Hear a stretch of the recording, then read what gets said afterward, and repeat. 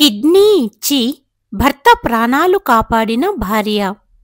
కాని స్పృహలోకి రాగానే భర్త ఆమెకు విడాకులిచ్చాడు. ఎందుకు? కారణం తెలిసాక భార్య కాళ్ల కింద భూమి కదిలిపోయింది. హాస్పిటల్ గదిలో రాధిక కళ్ళు తెరిచినప్పుడు ఆమెకు కడుపులో కుడివైపున పదునైన నొప్పి అనుభవమయ్యింది. అయినా ఆమె మనసులో ఒకే ఒక్క పేరు మార్మోగుతోంది: ప్రదీప్. ప్రదీప్ బాగానే ఉన్నాడా? బలహీనమైన స్వరంతో ఆమె అడిగింది. పక్కనే నిలబడిన నర్సు, మీరు కంగారు పడకండి. ఆపరేషన్ విజయవంతమయ్యింది. మీ భర్తకు పూర్తిగా నయమయ్యింది. కాకపోతే ఆయనకు ఇంకా స్పృహ రాలేదు. నర్సు మాటలు రాధికకు ప్రపంచంలోనే అత్యంత గొప్ప శుభవార్త. నేను ఆయనను కలవాలి. రాధిక పట్టుబట్టింది. ఇప్పుడే కాదు, డాక్టర్ గదిలోకి వస్తూ ప్రేమగా అన్నారు. రాధిక, మీరు మీ భర్తకు కిడ్నీ దానం చేశారు. మీ శరీరం కూడా ఒక పెద్ద ఆపరేషన్ నుండి కోలుకోవాలి. మీకు, ప్రదీప్కి, ఇద్దరికీ ఇప్పుడు పూర్తి విశ్రాంతి అవసరం. మీరిద్దరూ వేరువేరు రికవరీ రూములలో పర్యవేక్షణలో ఉంటారు. రాధిక గుండెల్లో ఏదో తెలియని అశాంతి. కాని డాక్టర్ మాటల్లో నిజం ఉంది. ఒక్కొక్క క్షణం ఆమె చాలా కష్టంగా గడుపుతోంది. ఎప్పుడెప్పుడు ఆ రోజు వస్తుందా? ఎప్పుడెప్పుడు ఆయనను కల్లారా చూస్తానా? చూశారా, మనం సాధించామని భర్తతో ఎప్పుడంటానా అని ఎదురు చూస్తోంది. చివరికి ఆ రోజు రానే వచ్చింది. డాక్టర్ ఆమెను ప్రదీప్ గదిలోకి వెళ్లడానికి అనుమతించారు. ఆమెకు కాస్త కడుపులో నొప్పి ఉన్నా రాధిక హృదయం మాత్రం సంతోషంతో కొట్టుకుంది. ప్రదీప్ ఆమెను చూసి ఏమంటాడో అని ఆలోచిస్తోంది. బహుశా ఆయన కళ్ళు నీటితో నిండుతాయేమో. బహుశా తన చేతిని పట్టుకొని నువ్వుండగా నాకు ఏమీ కాదు అని అంటారేమో. బలహీనమైన అడుగులతో నర్సు సాయంతో ఆమె ప్రదీప్ మంచం దగ్గరకు చేరుకుంది. ఆయన పైకప్పును చూస్తూ ఉండిపోయాడు. ప్రదీప్. రాధికా స్వరం సంతోషం, బాధ కలగలిసిన అనుభూతితో వణికింది. ఆమె ప్రదీప్ చెయ్యి పట్టుకోవడానికి తన చేతిని చాచింది. కాని ఆ తర్వాత ప్రదీప్ చేసిన పని రాధిక కలలో కూడా ఊహించలేదు. ప్రదీప్ ఆమె వైపు చూడకుండానే తన చెయ్యి వెనక్కి తీసుకున్నాడు. ఆయన కళ్ళల్లో ఒక వింత భావం ఉంది. ఒక మొండి, నిర్జీవమైన స్వరంతో అన్నాడు, రాధిక, నాకు నీ నుంచి విడాకులు కావాలి. ఇవి మాటలు కావు. ఇవి విషపు బాణాలు నేరుగా రాధిక గుండెల్లో గుచ్చుకున్నాయి. ఆమె తన చెవులను నమ్మలేకపోయింది. ఆమె శరీరం మొద్దుబారిపోయింది. అక్కడే ఉన్న కుటుంబ సభ్యులు షాకులో నిలబడ్డారు. రాధికకు భూమి కదిలినట్టుగా అనిపిస్తోంది. కళ్ళు తిరిగి కింద పడిపోయింది. వెంటనే అక్కడి సిబ్బంది సహాయంతో వీల్ చైర్లో నర్సు ఆమెను తిరిగి తన గదికి చేర్చారు. కాని ఆమె మనసు ఆ షాక్ను అర్థం చేసుకోవడానికి ప్రయత్నిస్తోంది. నర్సు ఆమెను మంచంపై పడుకోబెట్టినప్పుడు ఆమె పైకప్పునే చూస్తూ ఉండిపోయింది. ఆమె మనసులో ఒకే ఒక ప్రశ్న పదే పదే మార్మోగుతోంది. ఎందుకు? అసలెందుకు? నా నుండి ఏం తప్పు జరిగింది? రాధిక కళ్ళ ముందు అంతా మసకబారింది. వర్తమానంలోని ఈ కఠినమైన వాస్తవం నుండి జారి గతంలోని ఆ వీధుల్లోకి చేరుకుంది. అక్కడ అంతా ఎంత అందంగా ఉండేది. 6 నెలల క్రితం వరకు ప్రదీప్, రాధికల ప్రపంచం ఒక అందమైన కలలా ఉండేది. ప్రదీప్ తన బట్టల దుకాణాన్ని చూసుకునేవాడు. రాధిక ఒక స్కూల్ టీచర్. ఇద్దరిది ప్రేమ వివాహం. వాళ్ల పెళ్లి జరిగి 2 ఏళ్లయ్యింది. మొదట్లో ఇరు కుటుంబాలు పెళ్లికి తిరస్కరించారు. కాని రాధికతో మాట్లాడాక తన మంచితనం, పెద్దవాళ్ల పట్ల తనకున్న గౌరవం చూసి ప్రదీప్ తల్లి తండ్రి పెళ్లికి ఒప్పుకున్నారు. ఆ తరువాత రాధిక తల్లి కూడా ఒప్పుకుంది. ఇరు కుటుంబాల ఆశీర్వాదంతో పెళ్లి ఘనంగా జరిగింది. వాళ్ల ప్రేమ రోజురోజుకు మరింత గాఢమవుతోంది. వాళ్ళు వీకెండ్లో లాంగ్ డ్రైవులకు వెళ్ళేవారు. భవిష్యత్తు గురించి బంగారు కలలు కనేవారు. ప్రదీప్ తరచుగా రాధికతో, "నువ్వు నా లైఫ్ లైన్వి, నువ్వు లేకుండా నా జీవితాన్ని ఊహించలేను" అంటూ ఉండేవాడు. కానీ తర్వాత వాళ్ళ సంతోషాల ఆకాశంలో నల్లటి మేఘాలు అలుముకున్నాయి. ప్రదీప్ ఆరోగ్యం రోజురోజుకూ నీరసంగా కనిపించడం మొదలయ్యింది. షాపు నుండి తిరిగి రాగానే అతను సోఫాలో కుప్పకూలిపోయేవాడు. తరచూ జ్వరం ఉండేది. జ్వరానికి టాబ్లెట్ వేసుకొని మళ్లీ పనికి వెళ్ళేవాడు.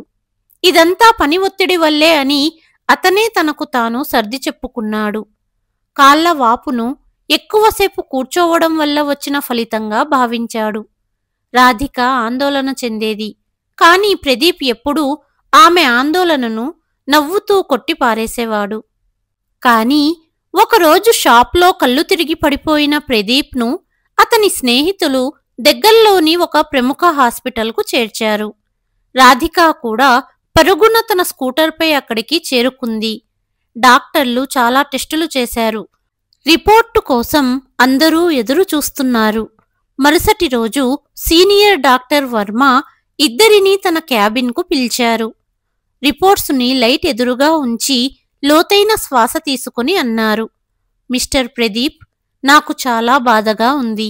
మీ రిపోర్ట్స్ ప్రకారం మీ ఒక కిడ్నీ పూర్తిగా పనిచేయటం ఆపేసింది. ఇంకో కిడ్నీ కూడా 80% వరకు దెబ్బతింది." ఇవి మాటలు కావు, కరిగిన సీసం. అది ప్రదీప్ చెవుల్లోకి దిగింది. కిడ్నీ ఫెయిల్యూరా? ఇది ఎలా సాధ్యం? అతనికి కేవలం 32 కదా? రాధిక అపనమ్మకంతో డాక్టర్ వైపు చూసింది. "డాక్టర్ గారు, ఏదైనా పొరపాటు జరిగిందేమో. బహుశా రిపోర్ట్స్ మారిపోయాయేమో." "మేము 2 సార్లు పరీక్షించాం మిసెస్ రాధిక." డాక్టర్ స్వరం సానుభూతితో కాని దృఢంగా ఉంది. "ఇప్పుడు మన ముందు 2 మార్గాలు మాత్రమే ఉన్నాయి. ఒకటి జీవితాంతం డయాలసిస్ లేదా కిడ్నీ మార్పిడి." డాక్టర్ నోటి నుండి ఈ మాట విని తనపై ఆకాశమే కూలిపోయినట్లు ప్రదీప్కు అనిపించింది. అతని గొంతు ఆరిపోయింది. శరీరం మొద్దుబారిపోయింది. కలల రాజభవనం, తన ఇల్లు, కుటుంబం, భవిష్యత్తు అన్నీ ఒక్కసారిగా నేలమీద చెల్లాచెదురైనట్లు అనిపించింది. రాధిక కళ్ళ నుండి కన్నీళ్లు కారిపోయాయి. కాని ఆమె తనను తాను నిలదొక్కుంటూ అంది, "ఏదో ఒక దారి ఉంటుంది కదా డాక్టర్." "కిడ్నీ మార్పిడి ఒక్కటే మార్గం." డాక్టర్ లోతైన దృష్టితో వాళ్లను చూస్తూ చెప్పాడు. ఇంటికి తిరిగి వచ్చిన తర్వాత ఒక నిశ్శబ్దం అలుముకుంది. ఇంట్లో విషయాన్ని చెప్పింది రాధిక. అత్తగారు బోరున విలపించారు. మామగారు ఏం చెయ్యాలో అర్థం కాని పరిస్థితుల్లో ఉన్నారు. ఎప్పుడైతే ఆ ఇల్లు వాళ్ల నవ్వులతో ప్రతిధ్వనించేదో ఇప్పుడు అక్కడ నిట్టూర్పులు, చెప్పలేని భయాలు నివసిస్తున్నాయి. ప్రదీప్కు డయాలసిస్ మొదలయ్యింది. వారానికి 2 సార్లు 4 గంటల పాటు ప్రదీప్ శరీరాన్ని ఒక మెషిన్కు కలిపేవారు. అది అతని శరీరం నుండి విషపూరిత పదార్థాలను బయటకు తీసేది. ఇప్పుడు ప్రదీప్ నవ్వుతూ ఉండే ముఖం పాలిపోయి కళ్ళు లోపలికి పోయినట్లు కనిపించేది. కుటుంబంలో దాత కోసం యుద్ధ ప్రాతిపదికన వెతకడం మొదలయ్యింది. భారతదేశంలో అవయవదానం ప్రక్రియ సంక్లిష్టంగా, సుదీర్ఘంగా ఉంటుంది. ముందుగా ప్రదీప్తో రక్త సంబంధమున్న కుటుంబ సభ్యుల బ్లడ్ గ్రూప్ సరిపోలుతుందో లేదో పరీక్షించమని డాక్టర్ సలహా ఇచ్చారు. కాని ప్రదీప్ తల్లిదండ్రులు వయస్సు కారణంగా ముందుగానే అనర్హులు అయ్యారు. అతని అక్క బ్లడ్ గ్రూప్ వేరుగా ఉంది. చాలా కష్టం మీద ఒక దాత దొరికాడు. కాని అతని బ్లడ్ గ్రూప్ కూడా సరిపోలలేదు. ఎక్కడా ఏ మ్యాచ్ దొరకలేదు. ఆశలు ఒక్కొక్కటిగా చెదిరిపోతున్నాయి. స్నేహితులను, దూరపు బంధువులను కూడా అడిగారు. కాని అవయవదానం అనేది మామూలు విషయం కాదు. ప్రజలు సానుభూతి చూపేవారు కాని తమ ప్రాణంలో ఒక భాగం ఇవ్వడానికి ఎవ్వరూ ధైర్యం చెయ్యలేకపోయారు. ప్రదీపు పేరును national organ and tissue transplant organization యొక్క వెయిటింగ్ లిస్టులో చేర్చారు. కానీ ఈ లిస్టు ఒక అంతులేని సొరంగం లాంటిది. భారతదేశంలో ప్రతి సంవత్సరం వేల మంది కిడ్నీ కోసం ఎదురు చూస్తూ ప్రాణాలు విడుస్తున్నారు. ఈ విషాదం వార్తాపత్రికల్లో కేవలం ఒక వార్తగా ఉండేది, కానీ ఇప్పుడు ఇది ప్రదీప్ జీవితంలో చేదు వాస్తవంగా మారింది. రాధిక ప్రతిరోజు ప్రదీప్ కుంగిపోవడాన్ని చూసేది. క్రితం సంవత్సరం ఆ వ్యక్తి పర్వతాలపై ట్రెక్కింగ్ ప్లాన్ చేసేవాడో ఇప్పుడు మంచం నుండి బాత్రూం వరకు వెళ్లడానికి కూడా ఆయాసపడేవాడు. అతని చిరాకు పెరుగుతూ పోతోంది. కొన్నిసార్లు భార్యపై అరిచేవాడు, నన్ను నా మానాన వదిలేయ్, నీకు ఎంతకాలం భారం అవుతూ ఉండాలి? రాధిక నిశ్శబ్దంగా అతని కన్నీళ్లు తుడిచి, నువ్వు భారం కాదు, నువ్వు నా జీవితం ప్రదీప్ అని చెప్పేది. ఒక రాత్రి ప్రదీప్ నొప్పి కారణంగా నిద్రపోలేకపోయాడు. అతను నొప్పితో మూలుగుతున్నాడు. అతని ప్రతి మూలుగు రాధిక గుండెల్లో కత్తిలా గుచ్చుకుంటోంది. రాధిక అతనికి మందిచ్చి అతని తల తన ఒడిలో పెట్టుకుని నిశ్శబ్దంగా చూస్తూ ఉంది. వెన్నెల రాత్రిలో ప్రదీప్ పాలిపోయిన ముఖం మరింత భయంకరంగా కనిపించింది. అదే క్షణంలో ఆ నిశ్శబ్ద చీకటిలో రాధిక ఒక నిర్ణయం తీసుకుంది. ఒక నిర్ణయం, అది తన జీవితాన్ని శాశ్వతంగా మార్చగలదు. మరుసటి రోజు ఉదయం కుటుంబ సభ్యులందరూ అల్పాహారం టేబుల్ వద్ద కూర్చున్నప్పుడు రాధిక ప్రశాంతంగా కానీ గట్టి స్వరంతో చెప్పింది, నేను నా ఒక కిడ్నీని ప్రదీప్కు ఇస్తాను. నేను నా టెస్టులు చేయించుకున్నాను. మా బ్లడ్ గ్రూప్ మ్యాచ్ అయ్యింది. గదిలో నిశ్శబ్దం అలుముకుంది. ఆ సమయంలో రాధిక తల్లి కూడా అక్కడే ఉన్నారు. ఆమె చేతిలో ఉన్న టీ కప్పు జారిపోయింది. ఆమె వణుకుతున్న స్వరంతో అంది, రాధిక, ప్రేమించి పెళ్లి చేసుకున్నందుకు అనుభవిస్తున్నావు. ఇది సరిపోదా? పిచ్చి పట్టిందా నీకు? నీ వయసేంటి? నీ భవిష్యత్తు గురించి కూడా ఆలోచించు. రేపు నీకేమైనా అయితే? రాధిక తన తల్లి కళ్ళల్లోకి చూసింది. ఆమె కళ్ళల్లో తిరుగుబాటు కాదు, అనంతమైన ప్రేమ, పట్టుదల కనిపించాయి. అమ్మా, నా భవిష్యత్తు ప్రదీప్. ఆయనే లేకపోతే ఈ భవిష్యత్తులో ఈ శరీరంతో నేను ఏం చేస్తాను? ప్రదీప్ నా జీవితం. నేను బ్రతకడానికి నేను ఆయనను కాపాడుకోవాలి. రాధిక అత్తగారు సుమిత్ర కూడా రాధికను ఒకసారి ఆలోచించమన్నారు. కానీ రాధిక ఒప్పుకోలేదు. అప్పటి వరకు మౌనంగా ఉన్న ప్రదీప్ బలహీనమైన స్వరంతో అన్నాడు, వద్దు రాధిక, ఇది జరగకూడదు. నేను నిన్ను ఈ ప్రమాదంలో పెట్టలేను. కానీ రాధిక సంకల్పం మాత్రం అచంచలమైనది. ఈ నిర్ణయం నాది. దీనిని ఎవరూ మార్చలేరు అనింది రాధిక. ఆస్పత్రిలో రాధికకు చాలా పరీక్షలు జరిగాయి. టిష్యూ మ్యాచింగ్, క్రాస్ మ్యాచింగ్ మరియు ఇతర సంక్లిష్టమైన పరీక్షలు కూడా జరిగాయి. ఫలితాలు చూసి డాక్టర్లు కూడా ఆశ్చర్యపోయారు. రాధిక కేవలం రక్తవర్గంలోనే కాకుండా మిగతా అన్ని పరీక్షలలో కూడా సరిపోయింది. అలాంటి అద్భుతమైన కలయిక వేలల్లో ఒక్కరికి మాత్రమే జరుగుతుంది. ఇది ఒక అద్భుతం కంటే తక్కువేమీ కాదు. కుటుంబంలో ఒకవైపు ఊరట లభించినప్పటికీ మరోవైపు ఒక తెలియని భయం కూడా ఆవరించింది. రాధిక ముఖంలో ఒక శాంతి కనిపించింది, తన గమ్యం లభించినట్లుగా. కానీ ప్రదీప్ కళ్ళల్లో భయం మరియు అపరాధ భావం అనే లోతైన సముద్రం ఉంది. రాధిక చేసిన త్యాగం అనే పునాదిపై తన జీవితాన్ని నిర్మించుకోవాలని అతను కోరుకోలేదు. తన భార్యను రక్షించలేక ఆమె జీవితంలో ఒక భాగాన్ని తీసుకోబోతున్న భర్తగా తాను విఫలమయ్యానని అతనికి అనిపించింది. ఆపరేషన్కు ఒక రాత్రి ముందు ఆస్పత్రిలోని ప్రైవేటు గదిలో వింతైన నిశ్శబ్దం ఆవరించి ఉంది.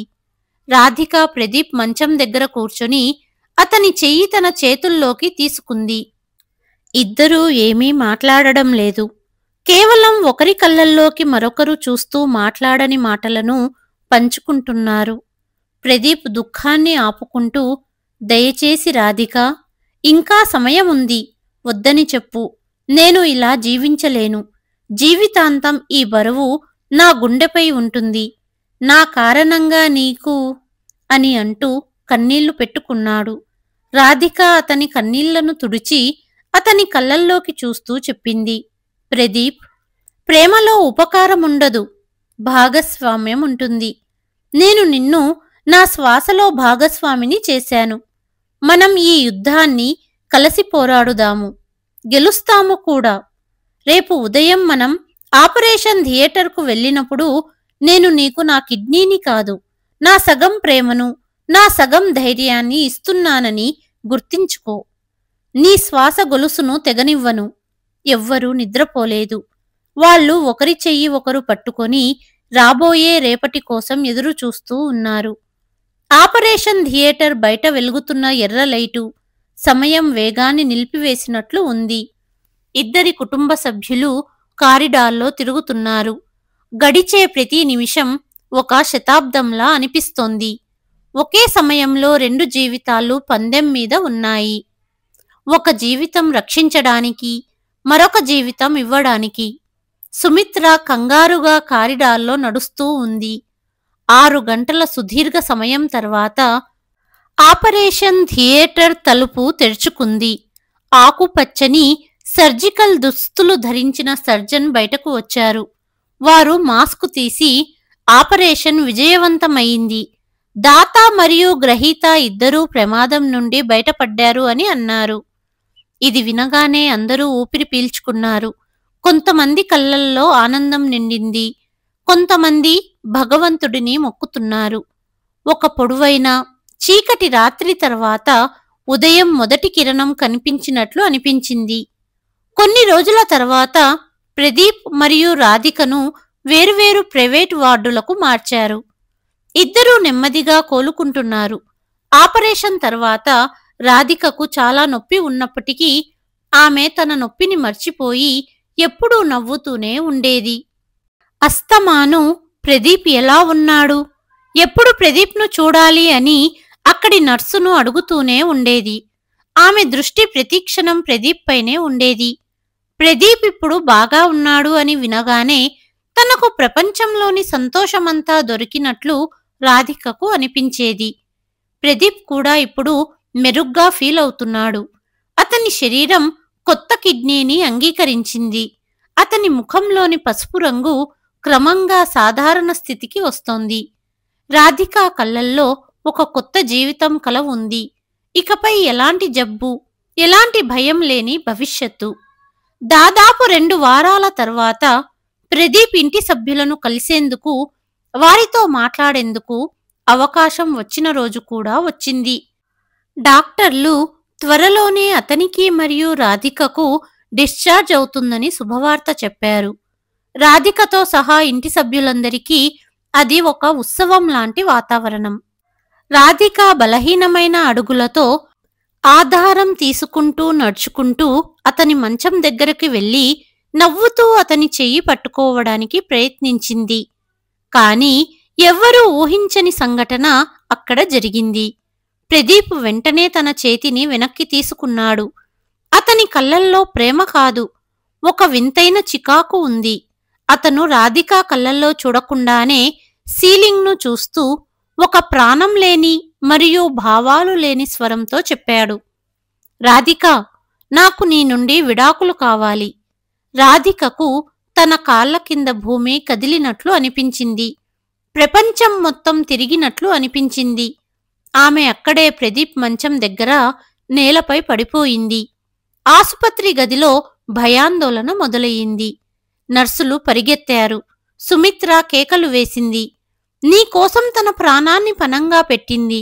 తన జీవితంలో ఒక భాగాన్ని కోసి ఇచ్చింది. మెలకువ రాగానే నువ్వు తనను నీ జీవితం నుండి తొలగించాలని ఆలోచిస్తున్నావా? ఇది క్రూరత్వానికి పరాకాష్ట. కుటుంబ సభ్యులందరూ ప్రదీప్ను అరిచారు. ఎప్పుడూ శాంతంగా ఉండే అతని తండ్రి మొదటిసారి అతనిపై చెయ్యి చేసుకున్నాడు.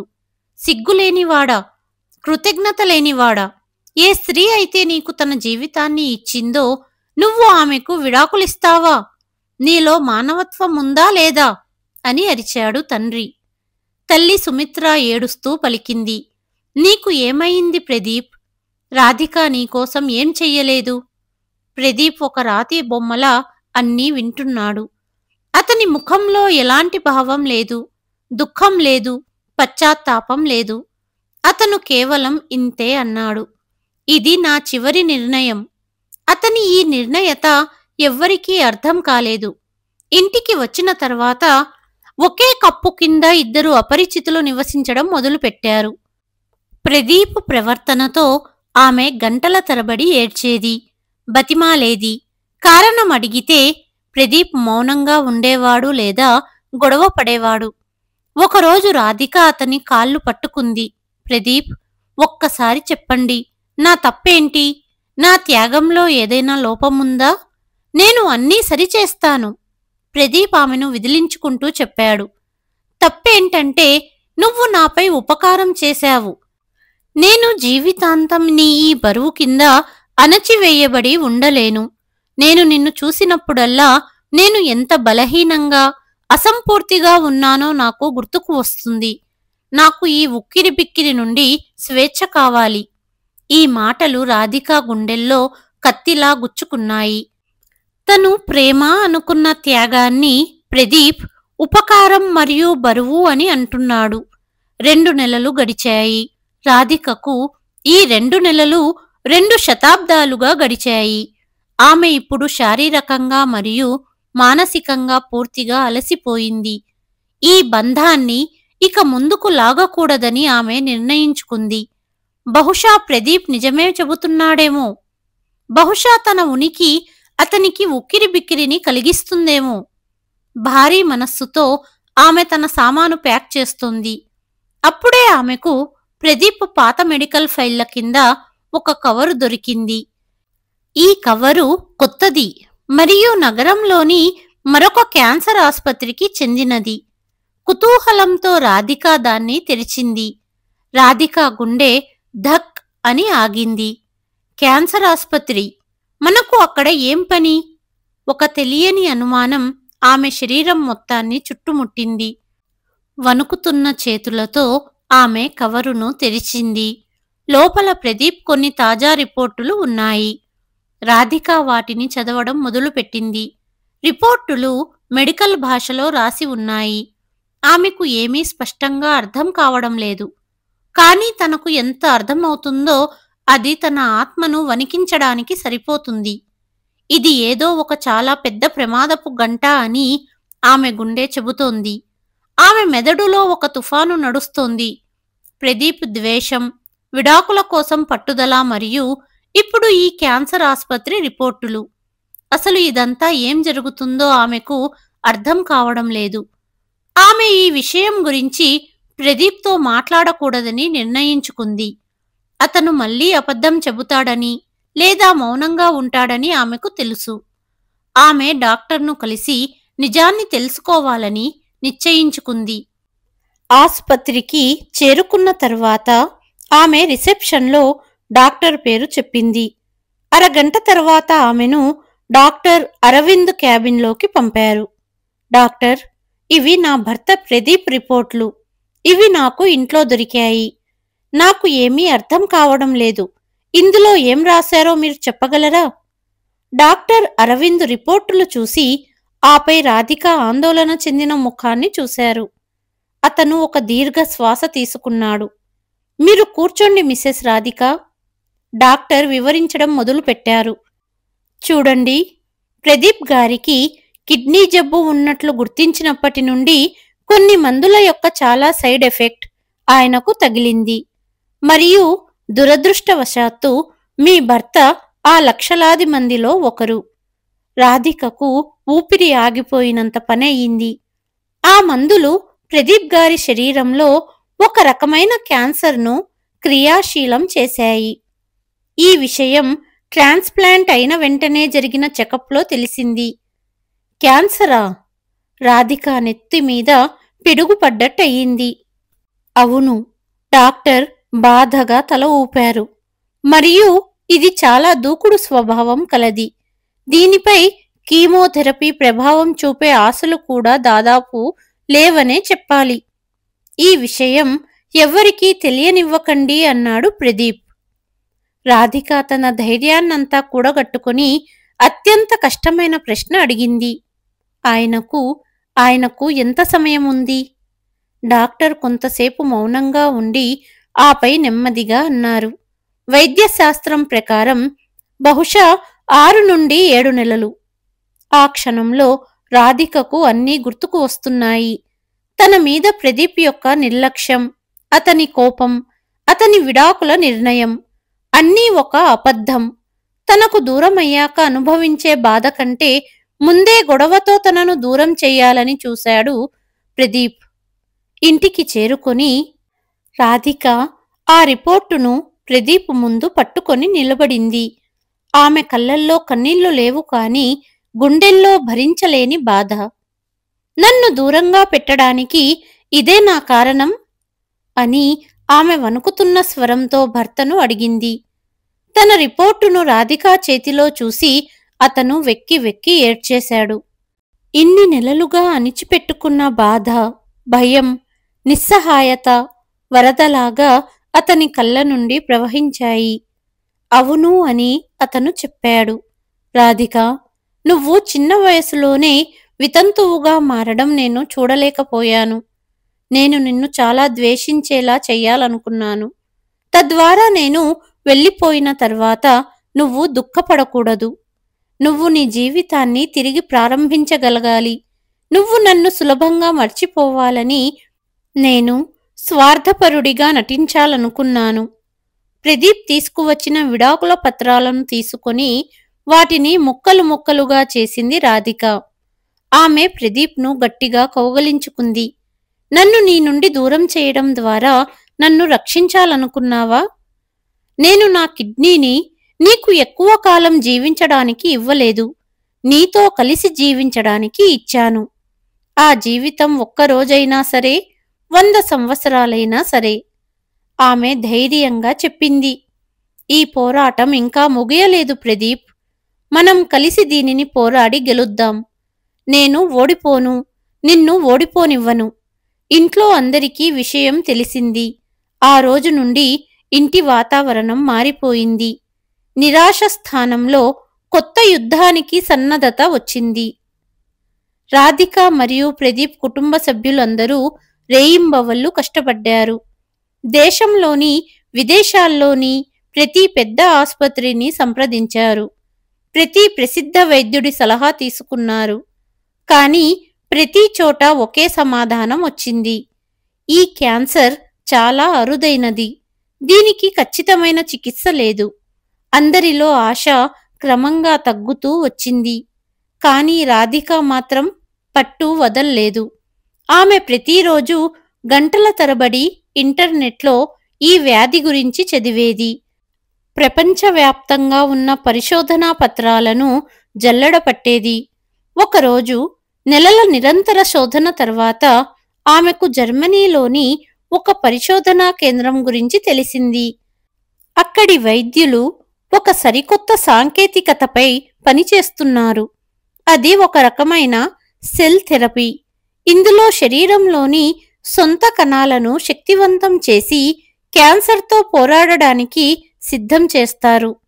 ఈ థెరపీ ముఖ్యంగా ప్రదీప్ వంటి అరుదైన కేసులలో చాలా ప్రభావవంతంగా నిరూపించబడుతోంది. ఇది ఒక ఆశారేఖ, దట్టమైన చీకటిలో మినుకుమినుకుమనే దీపం వంటిది. రాధిక వెంటనే ఆ కేంద్రాన్ని సంప్రదించింది. కొన్ని రోజుల నిరీక్షణ తర్వాత అక్కడి నుండి జవాబు వచ్చినప్పుడు వారి ఆనందానికి అవధుల్లేవు. డాక్టర్లు ప్రదీప్ కేసును అధ్యయనం చేసిన తర్వాత చికిత్సకు సిద్ధంగా ఉన్నామని చెప్పారు.